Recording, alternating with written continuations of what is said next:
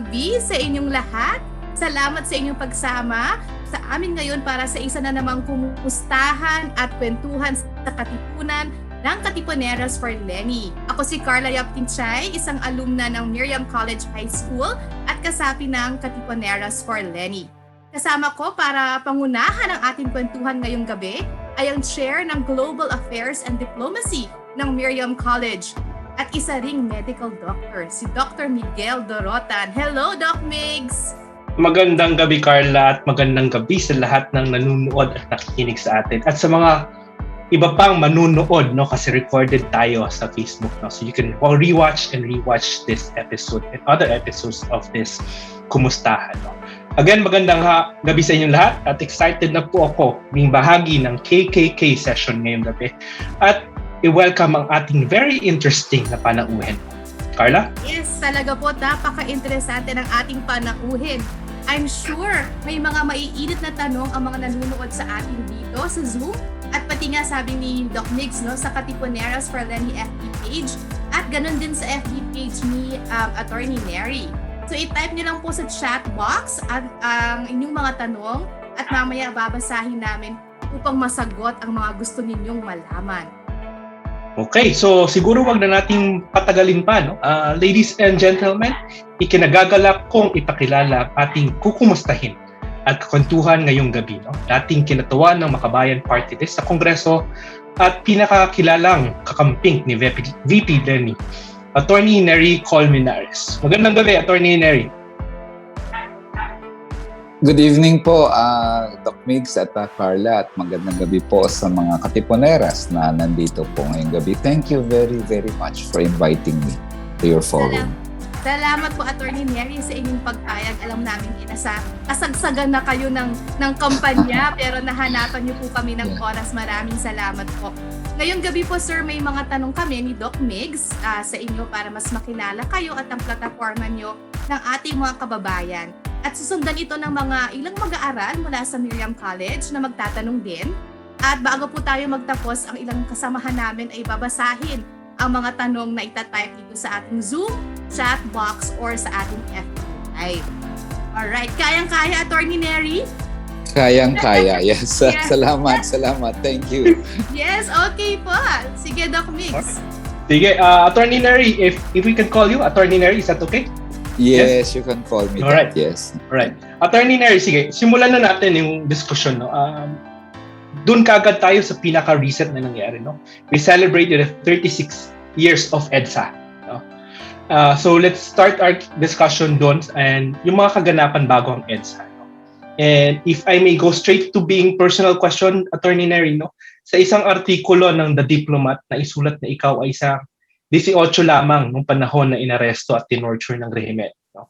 And I quote, "For 5 days, military men beat him, bashing his head on the wall and electrocuting him. The details of his ordeal, he admits, have become fuzzy with time. And what haunts him, with striking detail to this day, is the mental torture." End quote. No? So siguro yung ganong experience po, paano po nahubog ang inyong plataforma ngayon at ng karanasan ng martial law? Well, the experience, thank you very much, Doc Migs. No, yeah. Well, my experience sa human rights, of course, started way back when I was a student. Naging chairman ako ng Student Catholic Action. Later on sa buong Visayas and Catholic schools kasi ako, La Consolacion Elementary, St. Joseph LaSalle, and San Beda, of course, college. Although may intersperse siya ng public education once in a while. But so to a large degree, my experience during martial law was formed because of that experience. Sorry, my being now was formed because of that experience. Yeah, well, the platform was there in a sense, not probably as comprehensive, but in terms of human rights, nandun na yan right from the start because that was my concern. You don't remember this, but 1962 Vatican Council II became the call of the times during the time. And what is Vatican Council II?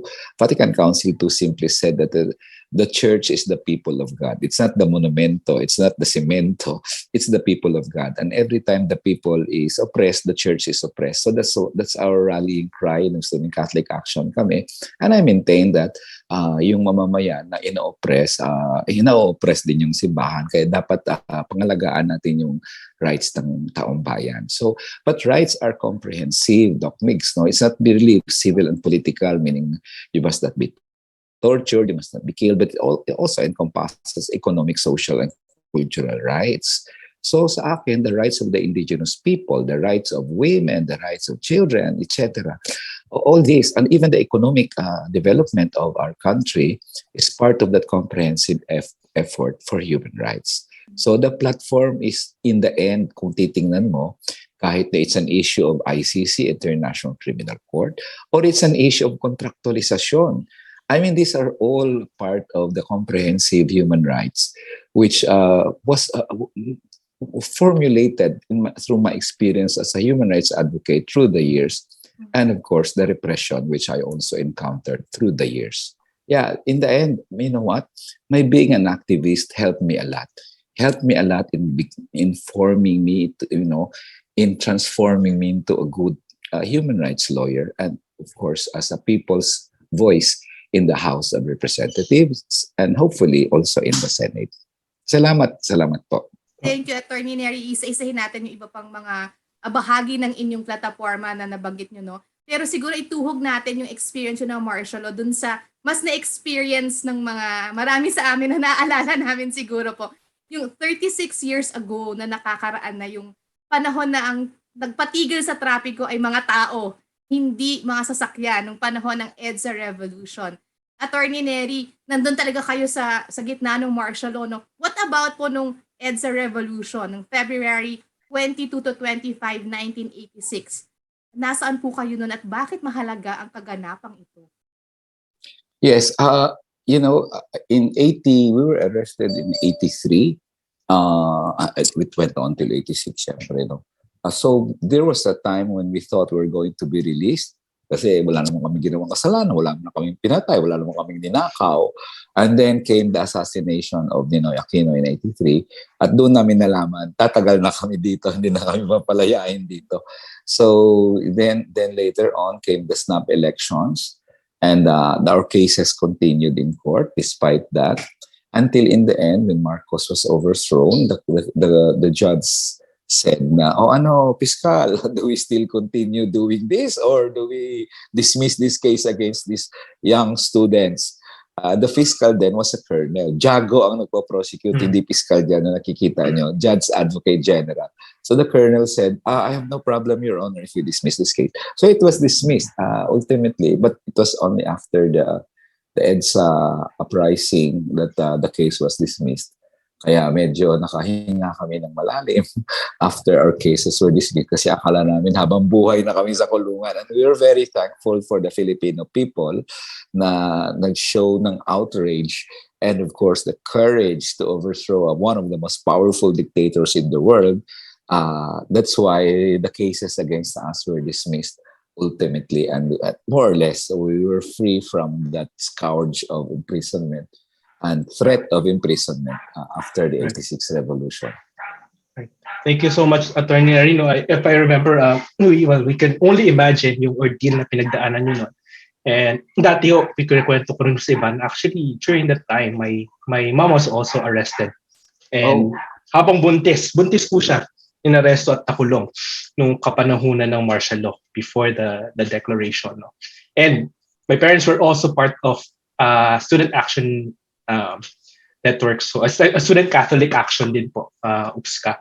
But siguro, I would like also, part of the question kanina na Carla kasi also, kasi nakakalimutan na po ang EDSA 36 years. And mukhang nabuburo, na-revise yung importansya niya. No? So if we could just, why does it really matter, the 1986 revolution, the EDSA revolution? No? Maliban sa, napalaya po kayo after that one, but sa kalakahan or in a greater scheme of things, why does it still matter after 36 years? Yeah, well, it matters a lot because mainly there are still issues that needs to be resolved. First is ill-gotten wealth, of course. One of the reasons why the people rose up is because of the poverty during martial law and the corruption in government. That's where public funds are stolen left and right. And that is still there. I mean, the ill-gotten wealth is still there in the billions, which could help the Filipino people, uh, alleviate our plight. Libreng gamot, libreng pagamot, ayuda para sa mahirap, all these things. So that's one. Second is, may nakanamba na namang pagbalik ng mga Marcos sa Malacanang. That's why it becomes very important now. Here is a person wanting to become president of the republic who believes that martial law was the golden era. Can you imagine a president, if he wins the presidency, a person who believes that martial law was a good policy could very well impose it again, right? And what we felt, what we experienced, kung ano ang nangyari sa amin ng martial law, we don't want the new generation to experience also. That is why question ng EDSA is not only the remembrance of the courage of the people to stand up against a dictator, but also the commitment of the Filipino people today to continue the ideals and vision of EDSA and fight for democracy and freedom until now, especially may nakaambang babalik sa Malacanang ang mga Marcoses na naniniwalang kaganda-ganda ng buhay natin nung panahon ng martial law. Yeah. Okay. Attorney Neri, nabanggit nyo na may mukhang gustong bumalik ng Malacanang, no? And if we may also say that may 4 case po rin ang Miriam College, no? Na pinapahalagahan. Yung katotohanan or truth, or also for kapayapaan o peace, katarungan o justice at kalikasan or integrity of creation, no? So, unahin natin yung kapayapaan or peace, no? Karugtong ng sinabi mo kanina tungkol sa EDSA, and also nabanggit niyo na rin may gustong bumalik, no?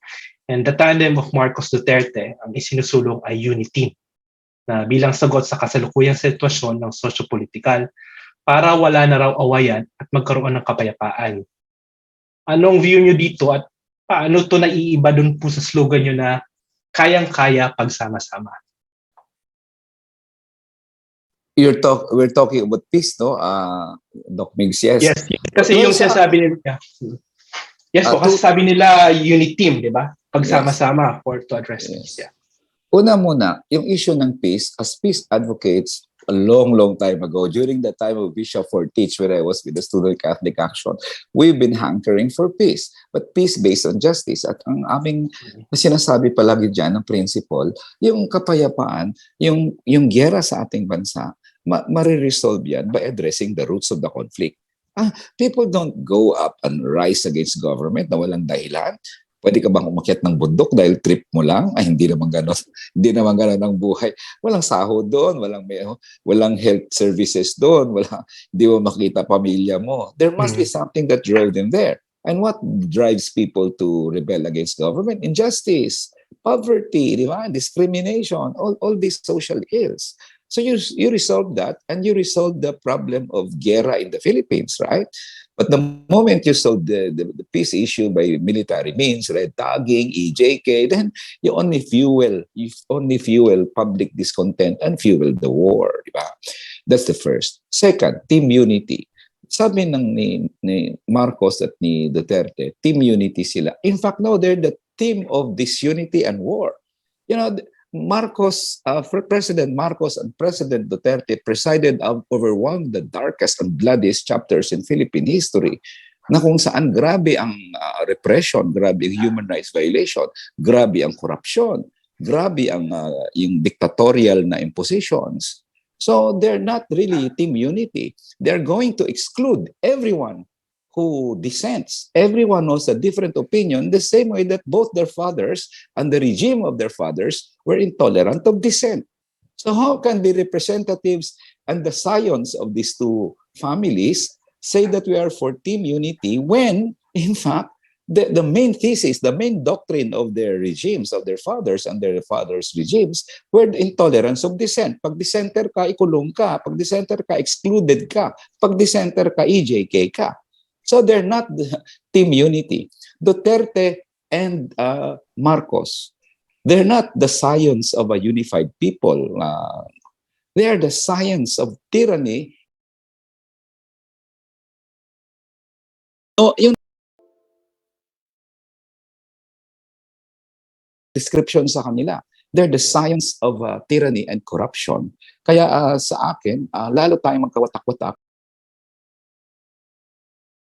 Science who will foment this belief that those who disagree with them must be excluded. And for me, yun ang kaya nga Lenny kami, because Lenny represents the principles of inclusion and unification rather than yung katulad nila who will definitely be intolerant to dissent and exclude anyone who disagrees with them, therefore disunifying the country further than what we have today. Salamat po, Doc Mix. Thank you, Attorney Neri. No, medyo na-touch na rin yung dalawa pang K o dalawa pang values ng Miriam College, yung justice and truth. Bakit kaya po itong mga kwento nyo, kami lahat dito ay umuoo no? Parang alam namin totoo yan. So bakit kaya po nakakalimutan yata itong mga nangyari sa EDSA? Nagkakaroon ng historical revisionism at paano kaya natin maibabalik o paano kaya ito maaalala at maisasabuhay para malaman ulit? Opo. In distortion sa martial law, I'm sorry, I believe it's to a large degree, of course, brought about by the fact that they have a lot of resources to foment this propaganda. Ang ill-gotten wealth, di pa nabawi ha. Kaya ang laking bagay doon. Imagine that, ang nakuha sa Swiss banks way back in 1994, 92 to 94, was 32 billion pesos. Can you imagine what 32 billion is during the time of the 70s and 80s? Malaking pera noon. And to think, hindi lang, baka 1/10 lang yung total na ill-gotten wealth. So a large part ng resources can fund social media propaganda. And social media can really manipulate people's minds in the same way that Cambridge Analytics, when I read this thing, Cambridge Analytics was able to manipulate the American people's minds for them to vote Trump. It was able to manipulate the British people to vote for Brexit. How much more dito, di ba? That's the first. The first reason is the overwhelming amount of resources enough to fuel propaganda, to targeted, micro, hindi natin ramdam, nakatarget doon sa mga tingin nila susceptible and vulnerable sa social media. The second reason is the government refused to teach the next generation about what happened during martial law. Why? Because a large number of those who are engineered, were architects of martial law, were in power after Marcos. I really was there. It was a powerful defense secretary. So, nag-tread ang gobyerno lightly after martial law and wag na natin ituro yung martial law kasi dami ditong tatamaan sa mga kasamahan natin sa gobyerno. For me, there should have been no compromise. There should have been no compromise. Kaya nagkaganito ng vulnerability. I never blame the youth for being vulnerable. I believe that to a large degree it was the fault of government to not arm the next generation of the facts about martial law. Kaya napaka-vulnerable nila dyan. So both, and many other reasons probably, but these are the two major reasons I know that fuel this opportunity for the Marcoses na magkaroon ng opportunity for revisionism ng history and to dilute the essence of EDSA and what happened during martial law. Ano po kayong magagawa namin o ng mga ordinaryong mamamayan o katulad ng mga paaralan katulad ng Miriam College para mapaalala ang mga nangyari, ang katotohanan at mas maisabuhay ito ng mga kabataan ngayon? Well, ang isa dyan syempre ay ang pagturo mismo, no? Sabi ni Secretary Briones ata, I heard her say that, yes, but we need to be objective about our history. Why? If you're teaching martial law, you're subjective? No, of course not. Martial law is a reality. In fact, you're being subjective if you don't teach martial law. Correct? So yun yung pagturo niyan is the fulfillment of the tenets of Miriam about peace, about justice, about, di ba? Hindi pwedeng anuhin mo yan, isatabi mo yan. The second, of course, is let's go to battle in social media also. What, they have 50,000 trolls, 100,000 trolls, paid trolls? We have 1 million social media warriors who could go to the social media and contend with that.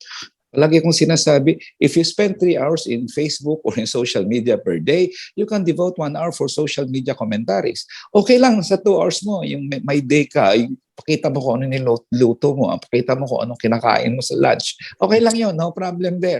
Basta yung 1 hour devote mo sa social media commentary. Or it could be social commentary on family or China or gasolina. Well, it doesn't matter what issues you're going to bring. Second part ng content mo dapat sa social media is contending with the false narratives and the fake news. Of course, we need the academics like you and Miriam should be there to help arm the people with the basic facts about martial law. Now, what is the economic condition during martial law? Ano ba ang inflation rate noon? Ano ba ang employment rate noon? Anong poverty incidence noon? Anong GDP noon? We were sixth in Southeast Asia in 1965 before Marcos came in. In 1986, when he left, we were number 11. So how can they be the golden era, di ba? Yung mga ganong klaseng facts. And of course, the third is a campaign for your candidate, di ba? If you think Lenny is the future of this country, then you campaign for Lenny in the social media. All these things, you can add more content, but basically these things.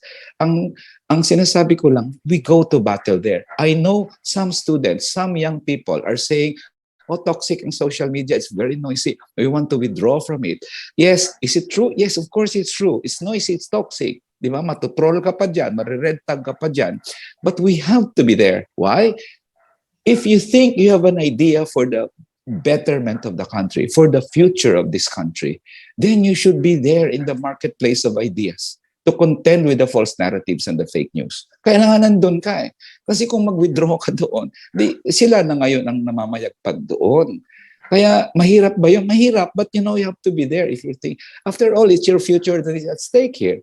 So, konting sakripisyo sa social media. And I think yun ang pwede nating magawa. It's a combination of academics and people's movement. And for me, yan ang pinakasolusyon dyan. Even if they have 100,000 paid trolls, maubusan lang sila ng pera, but they cannot defeat a unified people, unified people battling it out in the social media to find the truth and correct the false narratives and the fake news. Yan nga. And that's my belief. We will win that one. We will win that battle in social media. Yan So, nga. Attorney Neri, huwag nating i-unfriend yung may ibang pananaw, no? Tama? Yes, yes. Kailangan natin mas lalong i-engage. That's what I wanted to stress pala. Maganda make sure raise that, no? Alam nyo, yung supporters ni Marcos at ni Duterte, many of them are ordinary people eh. Manggagawa rin niyang iniinda ang kontraktualisasyon, ang mataas na presyo ng bilhin, kababaan ng sahod.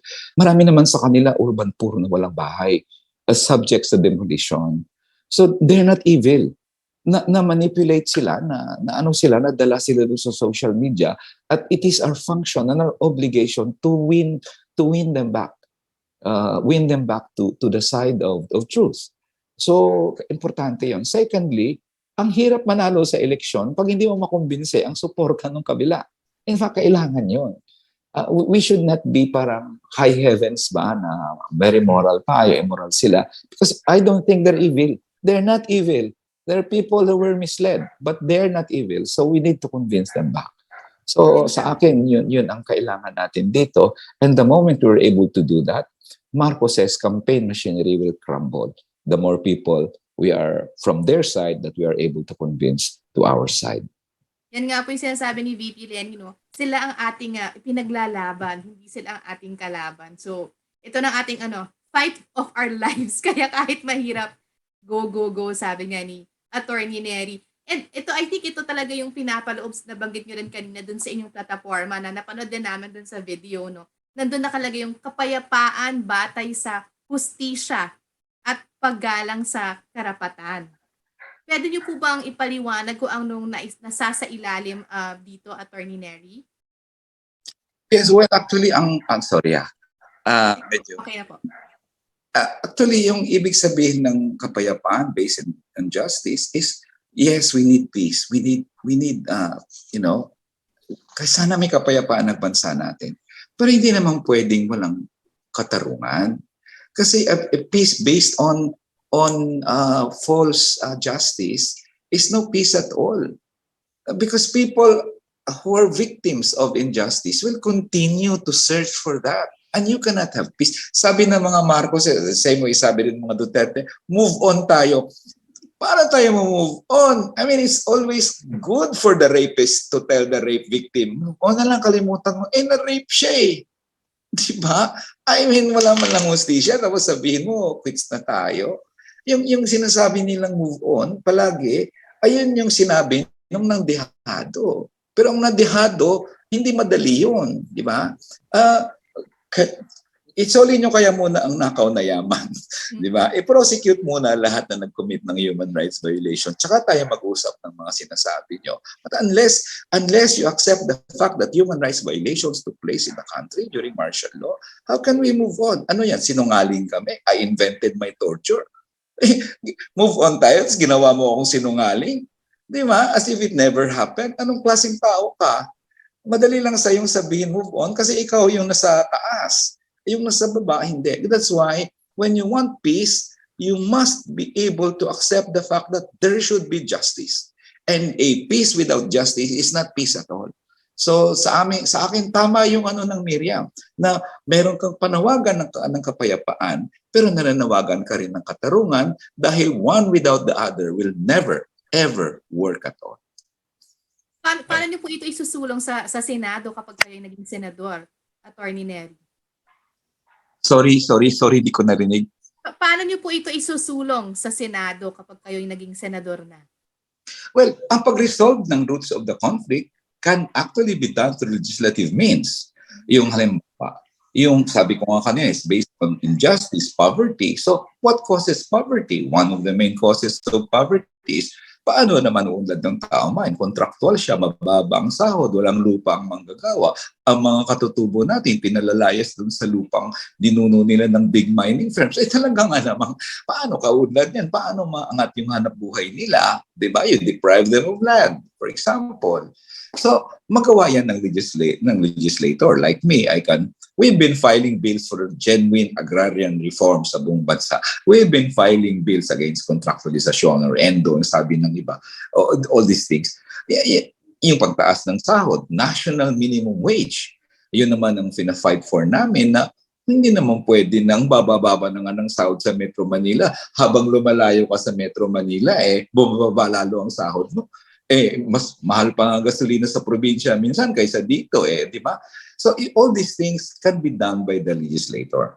And of course, yung issue syempre ng justice, makatulong din doon ang mga legislators. But you know what? The executive is very, very important in the undertaking of peace and the undertaking of justice. Kaya crucial na may katuwang ang legislator sa presidents sa Malacanang na sang-ayon sa ganung klaseng prinsipyo.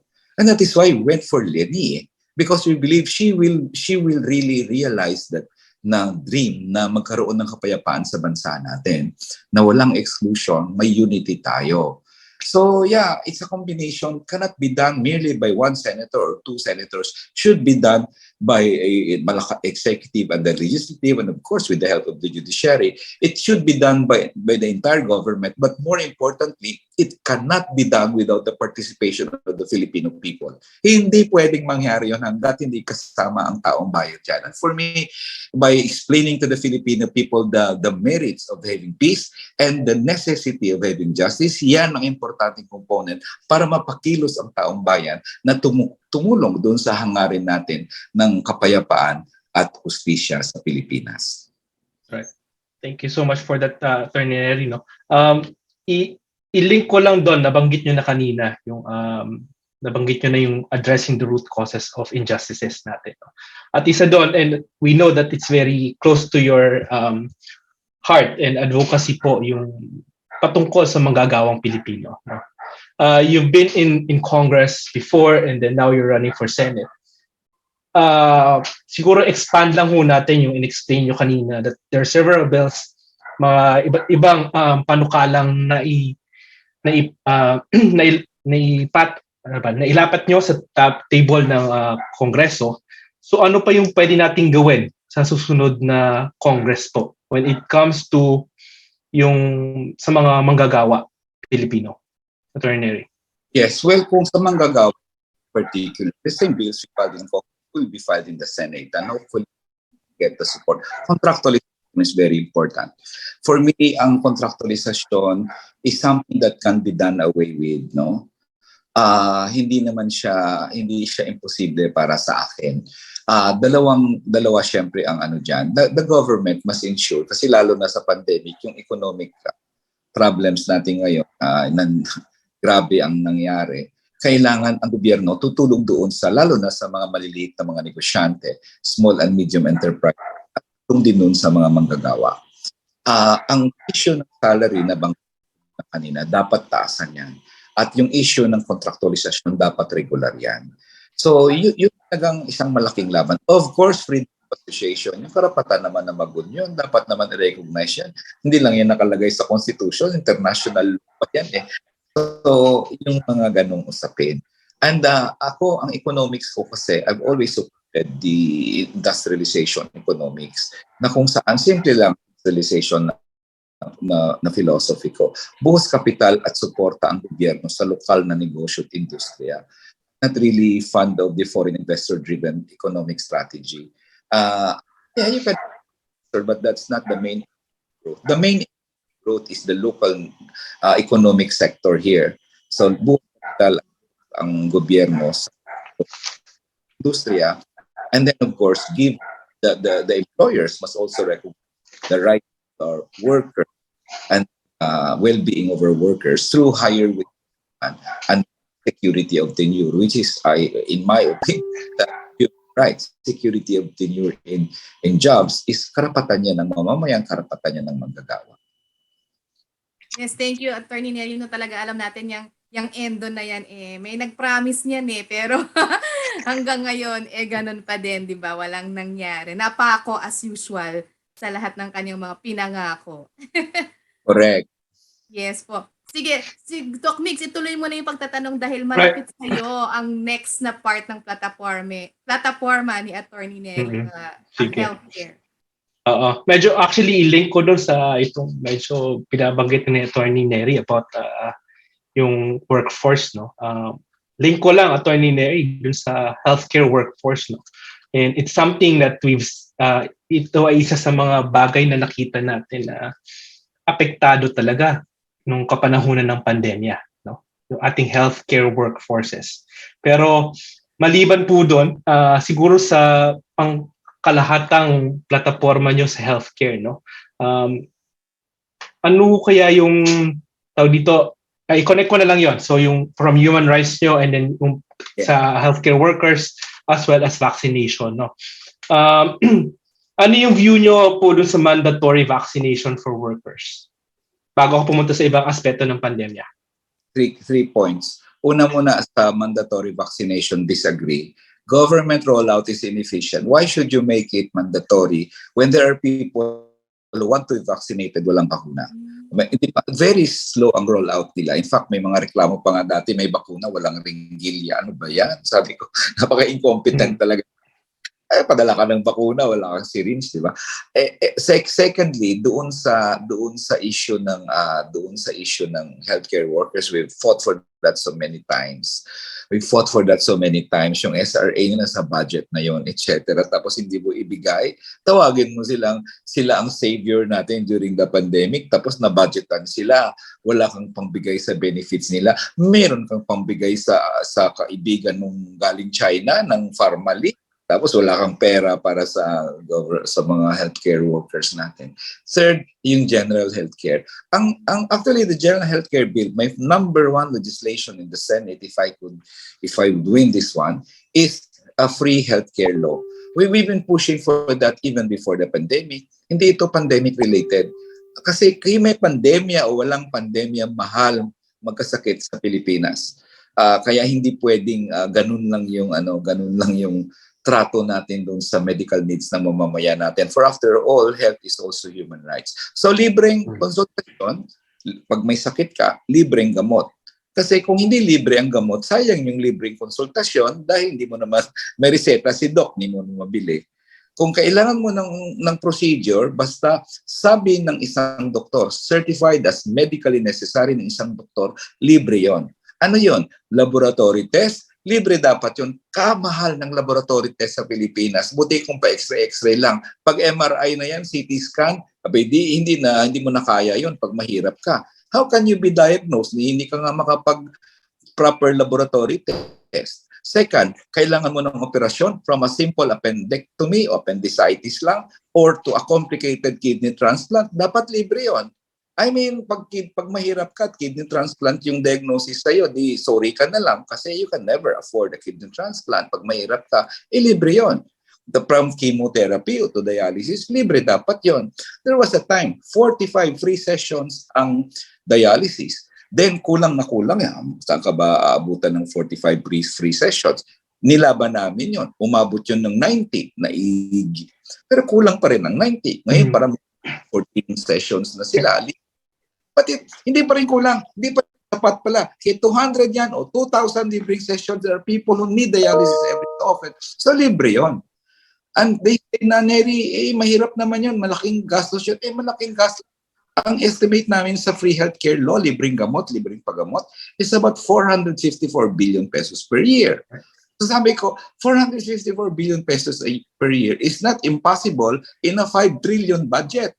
5 trillion ang budget niya dyan eh. At pangalawa, ang pondo niyan, ang dami dyan pork barrel, ang dami dyan mga pharmacy type of transactions. Ubusin kaya natin yung lahat yan.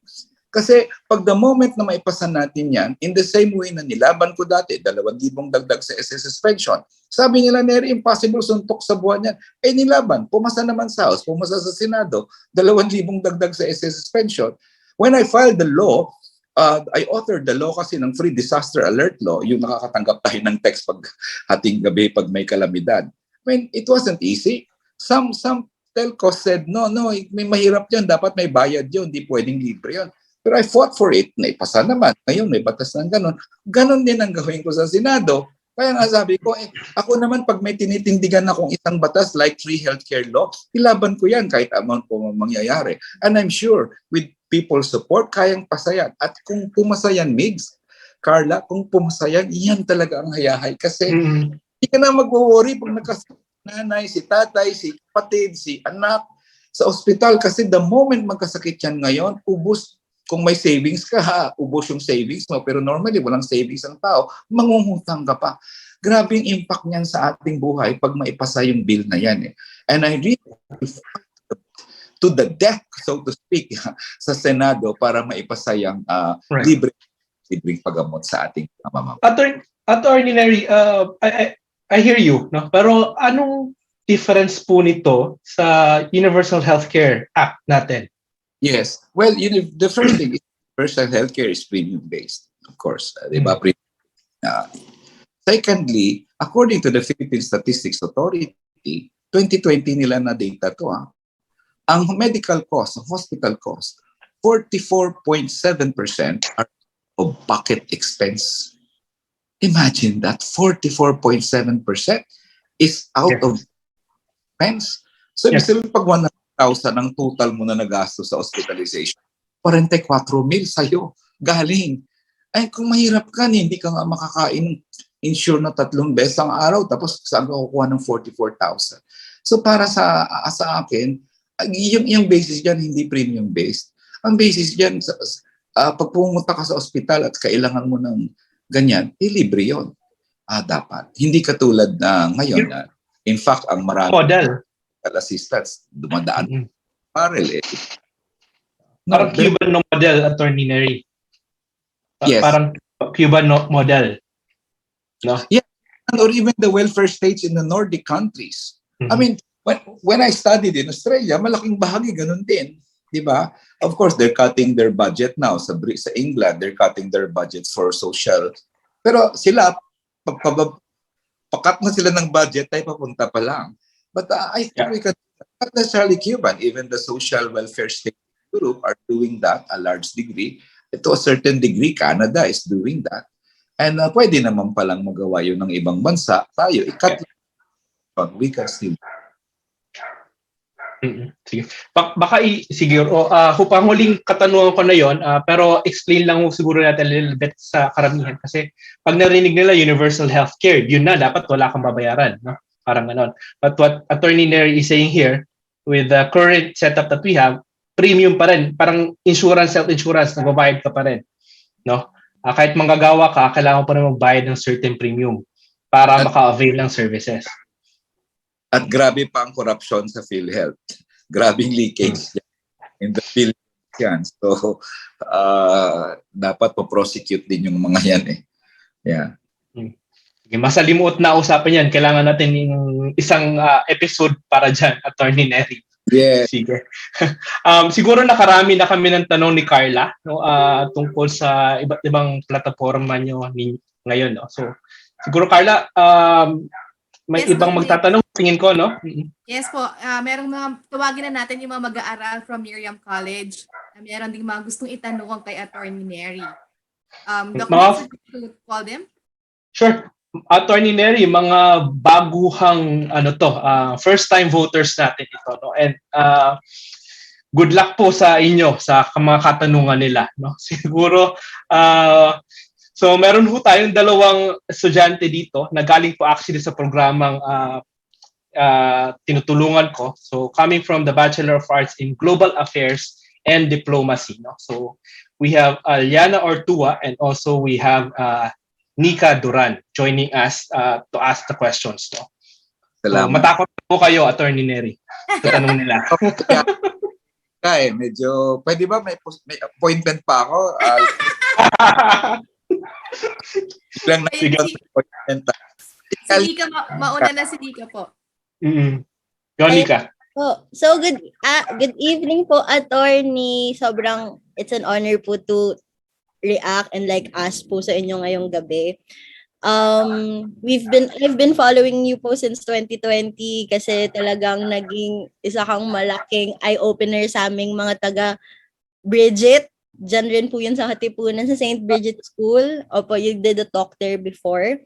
And ang naging ano po kasi talaga namin noon, yung time na yun, parang focus namin was about the anti-terror law or basically yung action ng red tagging. And as you said niya kanina, na basically red tagging is a fuel for war and further injustices pa na mangyayari sa bansa natin if matuloy to or like if mag-go on to sa further sa administration natin ngayon.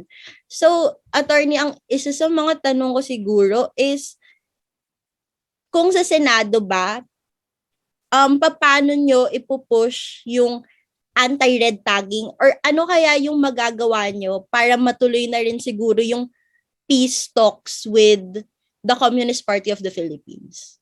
Two things. Unahin natin yung peace talks, no? Kasi yun ang... well, actually, basically, what I said kanina na there must be peace talks, but the peace framework must be based on addressing the roots of the conflict. Actually, Nika, it's not something strange. Even governments, previous administrations have said so. Oh, we need to address the roots of the conflict. That's why kailangan ang kapakanan ng taong bayan, maalagaan. Pero ang solusyon nila, Barangay Development Fund. Idadaan sa general ng NTF-LCAC yung bilyon-bilyong pondo para daw gumawa ng clinics, gumawa daw ng school buildings, na sabi namin, that's pork barrel. I mean, why, bakit mo idaan sa NTF-LCAC sa mga general? Sino mas nakakaalam kung saan magtayo ng clinic? Si general o si DOH? Siyempre si DOH, trabaho niya yan. Ano ang alam ni general kung saan magtayo ng clinic? Di ba? Sino mas nakakaalam saan magtayo ng, paano itayo yung school building? Si general o si DepEd? O siyempre si DepEd yun. Bakit dumaan sa kanila ang pera? Dapat indaan mo na lang sa DepEd, di ba? Ganon din yung issue sa pork barrel kasi sumasabit yan sa mga politiko sa mga congressman at senador Sabi nga namin, si Kong mamimigay ng medical assistance, bakit si Kong pa? Hindi bigay mo sa ospital. Pag ang tao mahirap, pupunta sa ospital, dilibre na ang medical assistance. Di ba? I mean, di ba? Sama-sama. So yun. Will it solve the problems of the Filipino people? They can do barangay development funds for 100 million years. And it will not solve the problems of the Filipino people, the poverty and the injustice. And anyone who believes that it will succeed, Marcos has done that before. And succeeding governments did that. So Ano yan? Saan? I-account nga yung NTFL CAC yan ng billions of pesos. Kung saan napunta yun? Ako, pupusta ako dyan in a sense na marami dyan anomalous and irregular. Makukuha yan. I really hope Lenny Robredo will win this one at ipakuha yung mga yan at ipa-audit yan. Now, second, red tagging. Sa akin, hindi bang sama-sama ng red tagging? Dahil nagdi-disagree lang siya sa'yo, sasabihin mo CPP, NPA siya. Parang na panahon ni Marcos, ganun din. Ganun. To be fair to President Duterte, he did not invent red tagging. Panahon pa naman ni Marcos yon na lahat ng nag-disagree sa kanya, si PNPA, aktivista man yan, si Senator Benigno Aquino, which if I'm not mistaken, was sentenced to death with the military commission for rebellion, kakutsaba doon ng NPA, nila kumandante and so on. So secondly, lalong krimen, you're using public funds to attack the public. Ibig sabihin, nire-red tag ka na, taxpayers' money mo yung ginagamit laban sa'yo. Anong klaseng, di ba? So dapat i-prohibit yan. Can it be criminal? Be prohibited? Of course, yes. The law can also prohibit that. Lalo na pag mga military officers yan. Di ba? And what did it solve? They went on a red tagging spree in the last 5 years. Anong nasolve doon? Umangat ba buhay natin? Nagkaroon ba ng kapayapaan sa bansa? Na-solve ba mga marami nating problema? It was a waste of public funds. And grabe ang impact kasi maraming na red tag na na-AJK. So yeah, sa akin, yes, it can be done. Pero ang sinasabi ko, I'll go back again to why we should support Lenny Robredo. Kasi kaakibat dapat ng isang senador, ang isang presidente kumikilala sa karapatang pantao. Yung isang presidente na hindi niya gagastusin ng public funds para birahin yung publiko. Ang dami ng obispo, pare, abogado, universities. I forgot. Was Miriam included in the universities na ni-red tag noon? So, yan. Tapos lahat yan, movie stars, celebrities. Movie stars, celebrities, nagbabayad ng tax yan na malaki. Tapos gagamitin mo yung tax nila para birahin sila. Anong klaseng, di ba? So yeah, sa akin, the Senate can do it by legislating it, and I'm very surprised why the senators did not pass such a law when in fact it was clearly stating them at their face. In fact, some of the senators there were red tagged themselves. So, but anyway, I'll fight for it if I win in the Senate. But we need a Lenny Robredo in the presidency in Malacanang to be able to realize that vision we have of a society that is tolerant of dissent, a society that recognizes the rights of others to freedom of expression. Salamat. Thank you, Attorney Nery. May isa pa yatang tanong si Nika and then may isa pa tayong estudyante na magtatanong din. Nika, other question? Attorney, last question na lang po kasi alam naming close nga po sa heart nyo ang martial law. Pero, Attorney, why do you think kaya it took more than a decade para talagang ma-oust ng mga Filipino people si Marcos? Yeah, well, actually, 1972, when martial law was declared, everyone was afraid. Kasi martial law never pa naramdaman ng marami. Imagine, military ang may control sa buong bansa. Gusto mo ng permit, hindi ka pupunta sa mayor, pupunta ka sa provincial commander. Gusto mo ibahin ang ruta ng sasakyan mo, pumunta ka sa provincial command para military ang may governor naman at may mayor pero militar kaya nga siya martial law, military rule. So really people were afraid. When I was arrested, I was tortured. Every morning they would make us sit there in the office kasi wala naman sila mapaglagyan. Ang torture chamber kasi nila, opisina nila. So nilalagay lang kami diyan. People see us, pasa-pasa kami, may mga bloodied lips, etc. They were so afraid to even look at us. Kasi baka pag magtinginan kami, pati sila masangkot. They were so afraid. And that's the impunity of the military. They even dared to present us in public at para ang challenge nila sa publiko ng militar nung panahon ng martial law. O ano ngayon? Yes, tinorture namin sila. O no, may angal kayo? Ganun ang kanilang attitude. That's why people are afraid. But you know what? Sabi nila, what triggered EDSA? And I said, well, what triggered EDSA? 1974, the La Tondena strike helped triggered EDSA. What was the La Tondena strike? It was about strike of workers in La Tondena, but probably 100, 200 workers. At karamihan doon, marami later on, madre at pare pumunta, mas maraming madre pumunta doon. And that shattered the invincibility of martial law. People begin to think, pwede pala. Di ba? And then maybe that Latondenya strike generated a picket here, a rally there, until in the end, EDSA culminated. So sa akin, it's not easy for the people to rise up to a dictator. And that's what transpired during EDSA. Marcos was one of the most powerful dictators in the world. Why? He was the executive. He was the president of the republic. But he issued laws. He issued presidential decrees, right? So he was also Congress. Di ba? Kongreso na naman pwede mag-issue ng batas. Siya, nag-issue siya ng sarili ng batas eh. Di ba? He also issued warrants of arrest. Di ba? He also, yung nahuli, kulong ko naman, warrant of arrest issued ni Marcos yan eh, di ba? Asong tawag nun, arrest, search, and seizure order. So he was also the judiciary. Only courts can decide who goes to prison and who doesn't. But Marcos decides on his own lonesome. So President Marcos was a very powerful dictator because he was the executive, he was the legislative, and he was the judiciary. But lo and behold, one fateful day of February in 1986, the Filipino people stood up and said, enough, tama na, sobra na, palitan na. And one of the most powerful dictators in the world was overthrown by a courageous people. It may take some 10 years or 12 years, but in the end, justice, truth, and freedom triumph. And that for me is the symbol that we want EDSA to represent in the next generation. It was an act of courage by a people which the entire international community lauded and recognized and applauded, and many others followed people power after that. So hindi pwedeng ma-elect yung isang presidenteng Marcos sa Malacanang who says martial law was good. Kasi the moment he is there, what does it mean for EDSA? That the people overthrew a good president? That the Filipino people went on rampage against what should have been the best administration in history? Ganun na ngayon ang implication noon, di ba? Kaganda-ganda ng martial law, inedsa nyo kasi. And that is something we cannot allow. And that is why sabi ko, we have to make sure that the Marcoses will never take power in Malacanang, because that not only threatens the imposition of martial law, but that also defeats and obliterates the essence of EDSA in 1986. Salamat, Nika.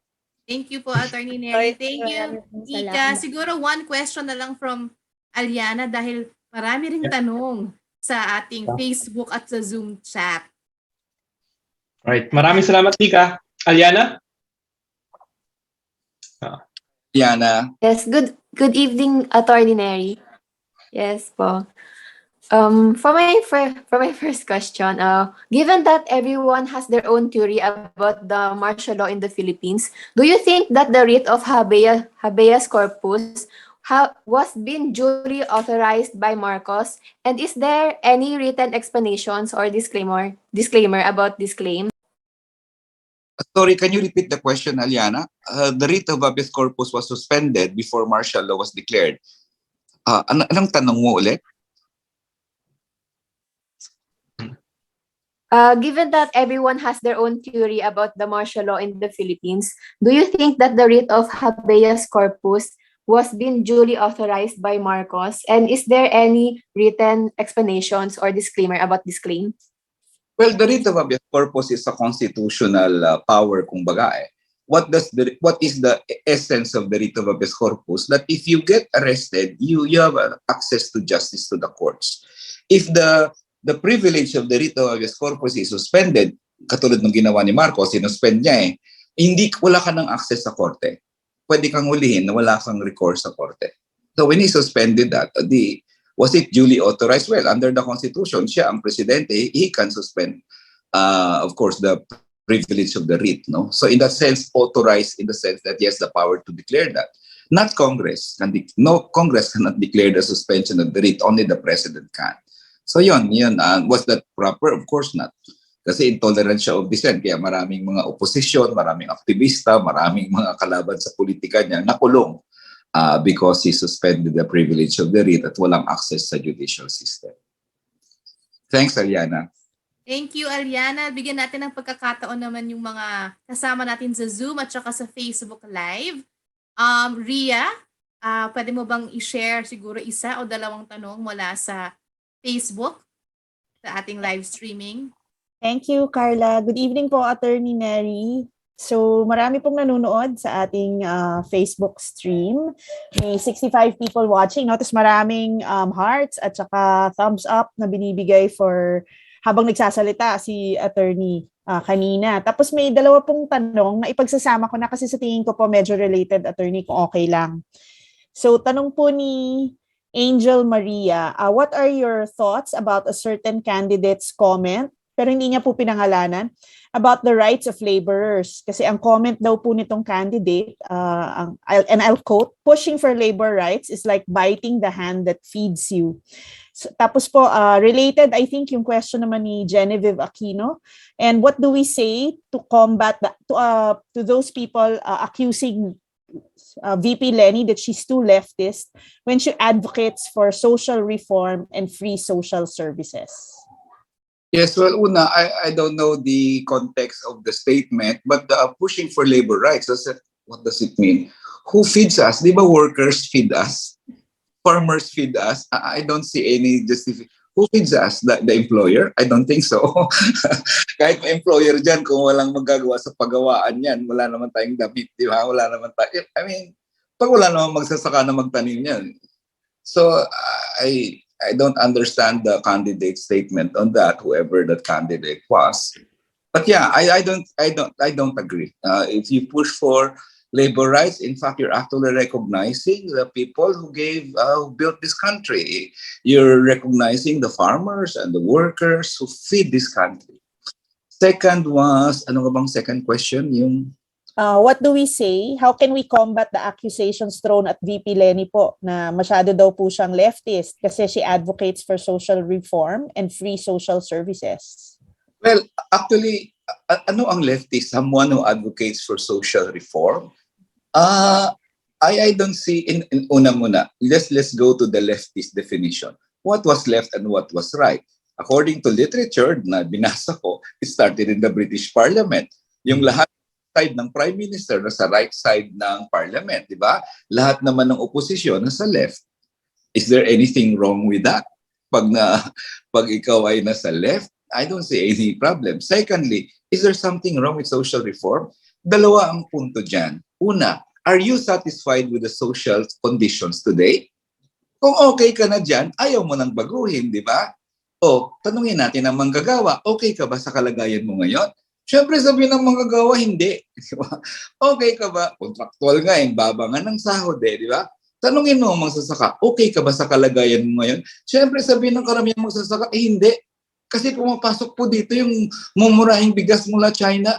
Ang bigas namin, ang mura-mura ng bili, hindi kami makakain.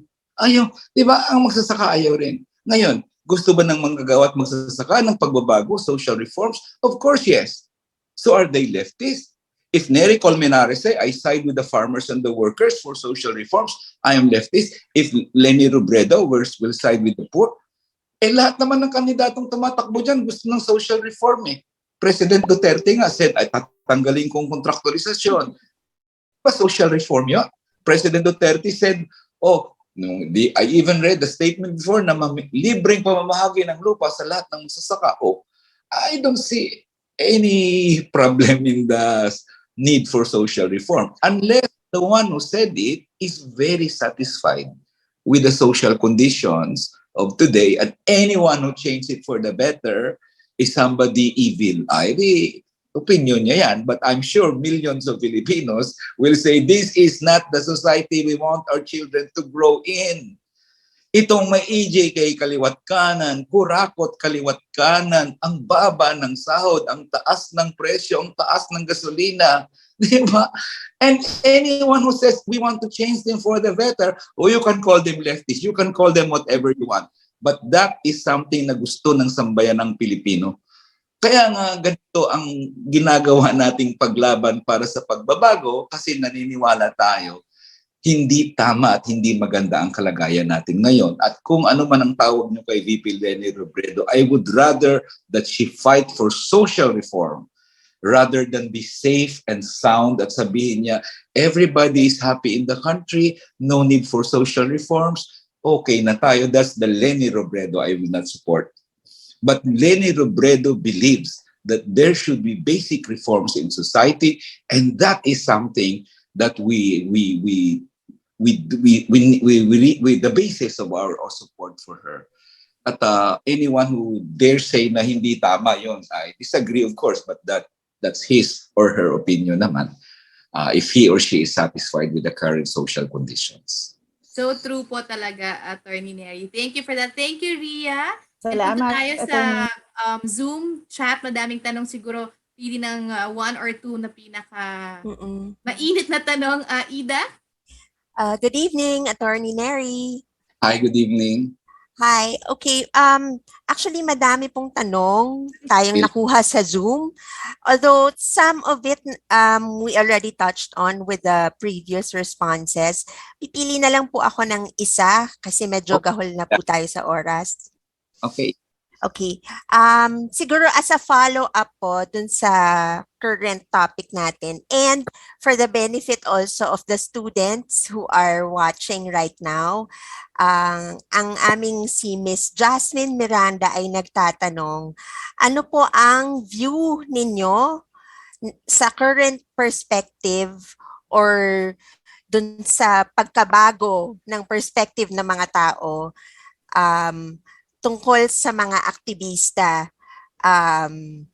na karamihan sa mga magulang ngayon ay iniiwasan po na maging aktivista at mag-ingay ang mga anak nila dahil ang pagkakaintindi po nila sa pagiging aktivista ay pareho po sa pagiging rebel. Maraming salamat po. Yes. Well, actually, ang problem, that was also when I was an activist, a student Catholic Action ako noon, that was the concern of parents. Maintindihan ba natin yun? Of course, yeah. Normal yan sa magulang na concern. Pero actually, ang mga parents, they're not really doon sa ideological eh. Nang concern nila talaga kasi delikado ka, baka ikulong ka, baka i-EJK ka, ayaw kong mangyari sa anak ko yan. Ngayon, pag ganun pala ang kalagayan, dahil natatakot sila sa pwedeng mangyari sa anak nila, naging aktivista, ano ang problema doon? Ang problema actually doon, yung isang presidente like Duterte, na pag may aktivista, bibirahin niya. Kaya ang focus ng mga parents, I hope, doon sa presidente. Huwag niyo naman birahin yung anak ko. Freedom of expression niya yan eh. Nagdi-disagree siya sa iyo eh. Bakit mo naman siya i-red tag? Bakit mo naman siya i-JK? Hindi doon sa anak.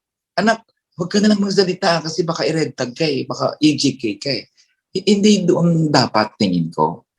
So yun, I understand the parents' concern. Ganon din sa magulang ko dati. Although you know what, nung nakulong na ako, malaking natuwa rin ako in the end when my parents, pag nagme-mention sila sa ibang kaibigan nila, very proud sila sa akin. Alam mo, yung anak ko, 18 pa lang yan. 18 anyos, very principled dyan. Tumitindig sa kanyang, sa karapatan ng taong bayan. Yeah.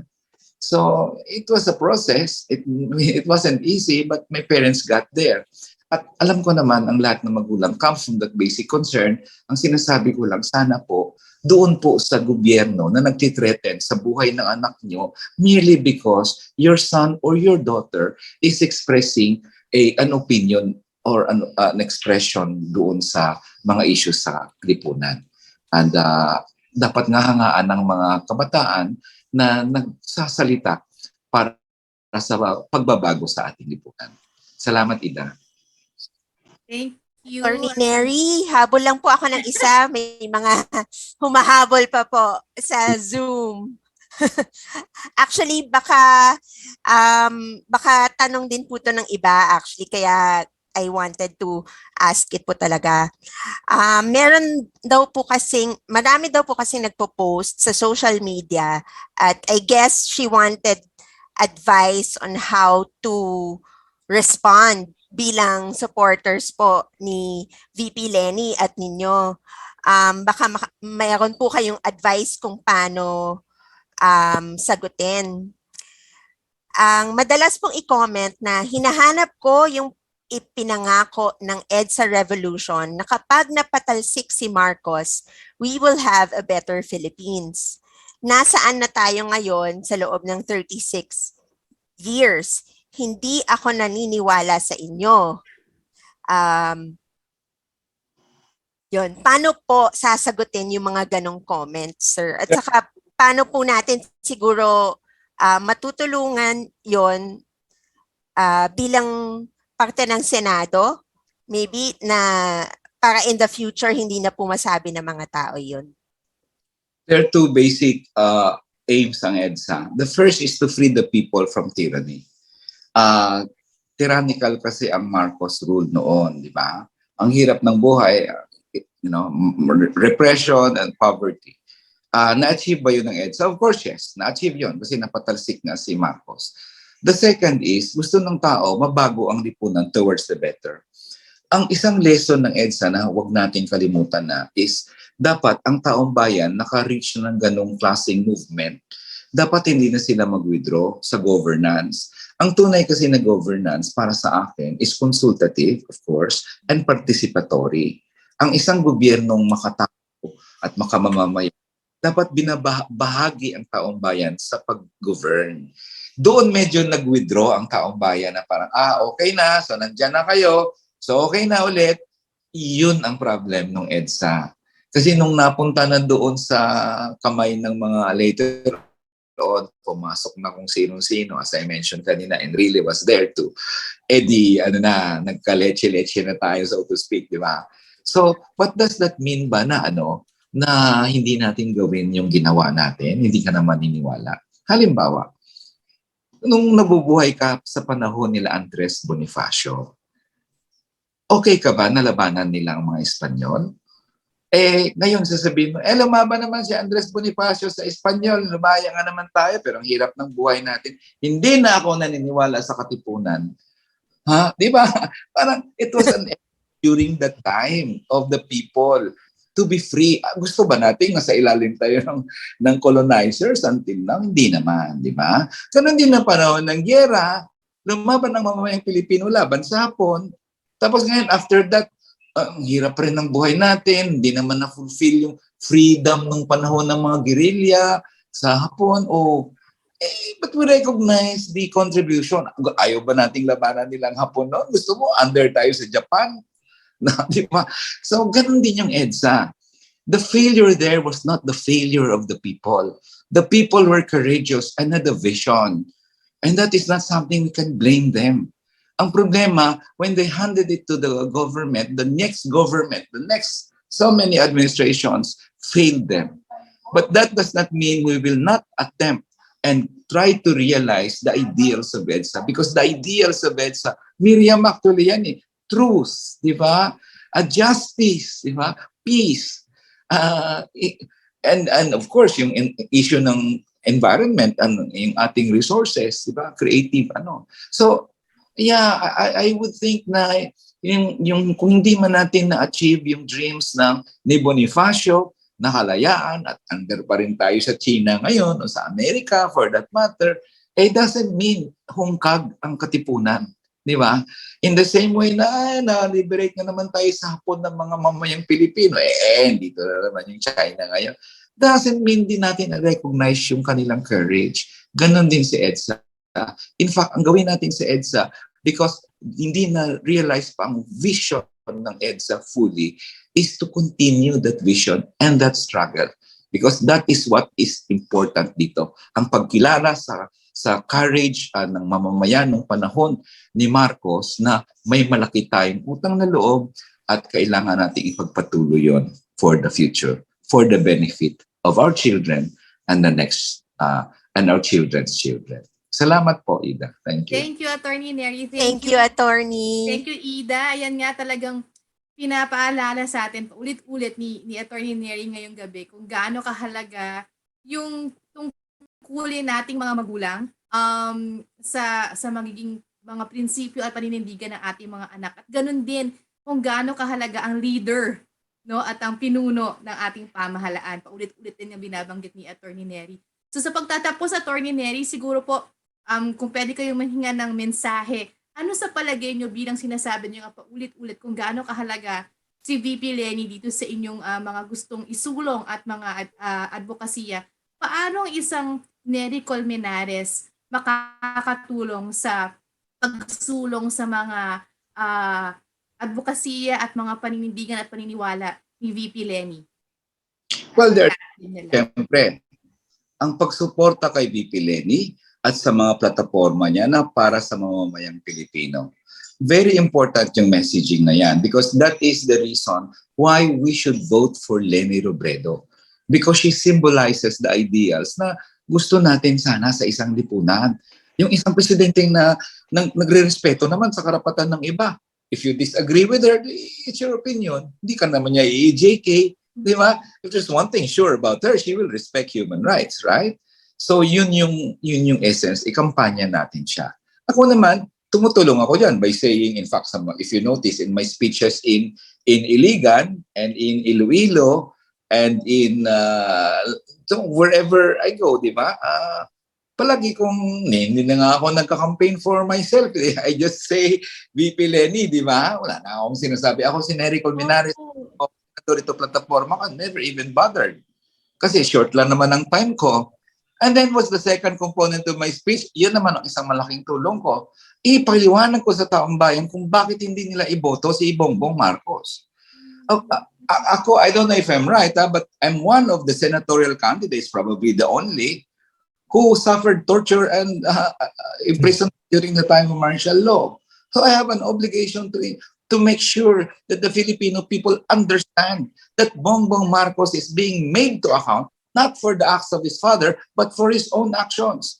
Yung ihinder mo ang pagbalik ng bilyong-bilyong piso na ill-gotten wealth para sa sambayan ng Pilipino, hindi yan forgivable sa akin. One of your greatest sins to the Filipino people, action mo yan, hindi yan action ng tatay mo. Hindi ka nagbayad ng tax, action mo yan, hindi yan action ng tatay mo. That's why I keep on hammering that. At sana naman, yung aking pagpaliwanag regarding Bongbong Marcos can help VP Lenny because it makes people understand that supporting a person who believes that martial law was the golden era is a very dangerous precedent. That Bongbong Marcos, because he believes that the rights of the Filipino people can be dispensed with during a martial law period like the one his father had, then he is a very dangerous president. For not just for VP Lenny or those in the opposition, but he is a very dangerous president for the entire Filipino people. At yun siguro ang mensahe ko sa taong bayan. Let us make sure that when we vote in 2022, we vote for a person who has not only the pro-people platform, but the track record of really being part of the people's agenda and fighting for the interests of the Filipino people. I'm just not talking about me, but also of VP Lenny Robredo. Salamat ka. Maraming salamat po, Atty. Neri. Talaga pong pinaglalaban nyo yung mga gusto nyong isulong magmula po nung kayong nasa Kongreso. Sabi nyo nga madaming kumukontra. Bakit? Pero dahil ipinaglaban nananalo at naipapasa. So sana po yun din na mangyari dito sa ating pinaglalaban kasama ni VP Lenny at kasama po kayo para sa kinabukasan ng Pilipinas at ng ating mga anak and future generations. So maraming salamat po. At dito po nagtatapos ang ating kumustahan at kwentuhan sa Katipunan. Abangan nyo pa po ang mga susunod na proyekto sa Voters Education ng Katipuneras for Lenny. Sundan nyo po ang aming Facebook page para sa mga announcement at iba pang impormasyon tungkol sa kampanya at eleksyon. At salamat din, Doc Mig, sa pag-host ngayong gabi, pag-host. Sandali lang pa, meron pa lang pahabol dahil po pinaglalaban nyo po. Sabi nga ni VP Lenny, kapag kayo'y tumindig, may titindig sa inyo. Madami po nagtatanong, Atty. Neri, paano daw po mag-volunteer para sa inyong kampanya? Paano daw po makatulong sa inyo? Yes, well, ang volunteer, nagulat ako sa tanong. I'm very happy. Una muna, doon sa aming page, website, sa Facebook, may ano doon for volunteers. Of course, kung taga Miriam kayo, Miriam community kayo, please contact Carla. Bigyan na kita ng trabaho. Contact Carla to link with us, Grace Trinidad. At lahat na lang nandyan, no? Please help din doon. But doon sa Facebook at sa aming social media pages, you can message us there, and malaking tulong sa amin yung volunteers. Wala naman kaming pondo wala naman kaming pera. So we are a volunteer-driven campaign. Salamat po. Thank you, Attorney Neri. And thank you, Doc Migs, again sa pagsama sa atin ngayong gabi. Okay, maraming salamat. Ida, before we officially close, may pahabol pa ba for raising your hand? Picture. Doc Migs, I just forgot to put my hand down. Yeah. Okay. Yes, Attorney Neri. Doc Migs, regards sa parents mo, sa mom mo, and for a fellow student Catholic Action activist nung panahon ng martial law. Yun Yes. lang, regards lang sa kanya. Thank you. Opo. Right. Maraming salamat po, Attorney Neri. At again, maraming salamat sa inyong pagsubaybay at pagsama sa amin sa kwentuhan at diskusyon ngayong gabi. No? Special mention lang ho, Attorney Neri, ang aming mga estudyante sa Bachelor of Arts in Global Affairs and Diplomacy na sumusulong sa mga iba't ibang prinsipyo ng Miriam College. No? At sila po yung nagtanong sa inyo kanina, at sila rin po yung nagtanong actually beforehand pa na gusto magtanong kung paano po makakatulong sa inyong kampanya. No? So, again, maraming salamat. Migs, nandyan sa chat box yung link na sa volunteers. Salamat. Alright. Maraming salamat, and make sure that we'll make sure that those who wanted to volunteer ay makita itong inyong link po. So, dyan po nagtatapos ang aming kwentuhan ngayong gabi, at sana ay maibahagi ninyo rin ang ating kwentuhan sa lahat ng inyong network. No? As we said, ito po ay naka-Facebook Live at naka-record at pwede po i-share. No? At tandaan ang pamantayan ng katotohanan, katarungan at kapayapaan sa pagpili sa mga iboboto sa Mayo. Isama na rin ang kalikasan dahil iisa lang ang ating mundo, iisa lang ang ating bansa, iisa lang ang kinabukasang haharapin ng ating mga anak, depende sa ating magiging Pinoy. Ako po si Dr. Miguel Dorotan, kasama si Carla at si Atty. Neri. Magandang gabi po sa lahat.